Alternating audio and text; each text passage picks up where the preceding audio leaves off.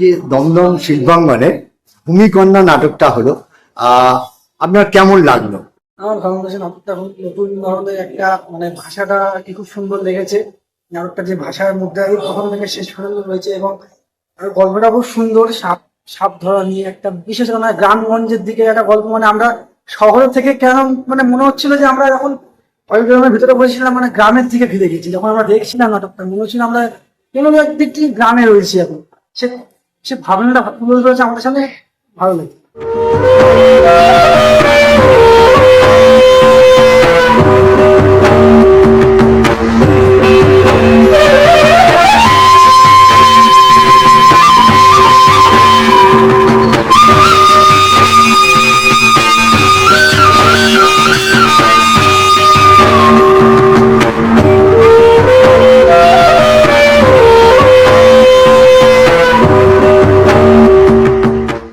শিল্পাঙ্গনের ভূমিকন্যা নাটকটা হলো, আপনার কিরকম লাগলো? খুবই ভালো লেগেছে। স্ক্রিপ্ট রাইটিং খুব ভালো আর অ্যাক্টিংও খুব ভালো। যারা রোল প্লে করেছেন দ্যাট ওয়াজ ভেরি কুল, আর খুবই ভালো ছিল, খুবই সুন্দর লেগেছে। এন্ডিংটা সব থেকে বেশি ভালো লেগেছে। শিল্পাঙ্গনের ভূমিকন্যা নাটকটি আমাদের খুবই ভালো লেগেছে, খুবই সুন্দর হয়েছে। পরিকল্পনাটা খুবই ভালো এবং খুবই সুন্দর হয়েছে।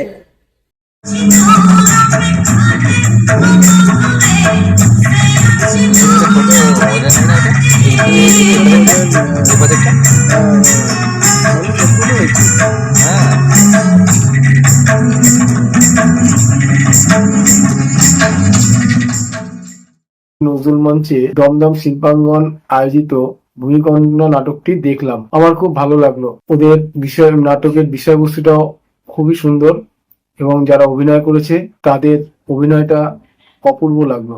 আপনারা যদি পারেন পরবর্তীতে এই নাটকটি দেখবেন, অবশ্যই আপনাদের ভালো লাগবে। দমদমের শিল্পাঙ্গন প্রযোজিত ভূমিকন্যা নাটকটা বেশ ভালোই হলো, ভালোই লাগলো।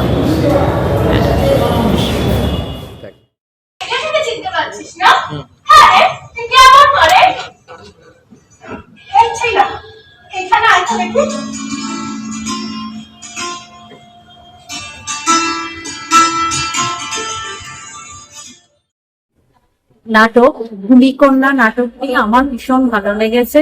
আমি আমার পরিবারের সঙ্গে এখানে এসেছিলাম, নাটকটা দেখে আমি ভীষণ মুগ্ধ হয়েছি। হ্যাঁ, আগামী দিনে আরো ভালো হোক, আবার দেখার জন্য আমি আশা রাখলাম। দাদা, এই যে দমদম শিল্পাঙ্গনের নাটক আপনি দেখলেন, আপনার কেমন লাগলো? ভালো লেগেছে নাটকটা। আমি এটা অজিতেশ মঞ্চ আগে দেখেছি, দারুণ লেগেছে। নাটকের গল্পটাও দারুণ। আচ্ছা, ভালো লেগেছে।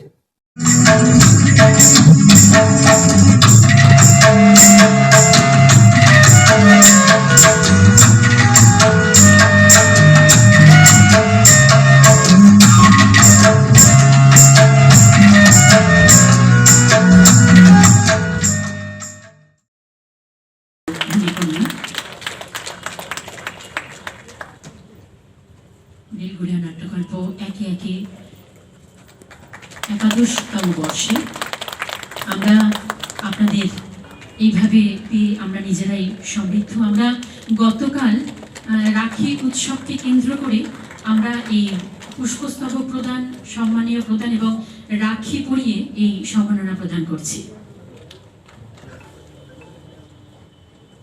সম্মাননা দিচ্ছেন রীতা রায় মহাশয়া, বেলঘড়িয়া নাট্যকল্পের অন্যতম সদস্যা।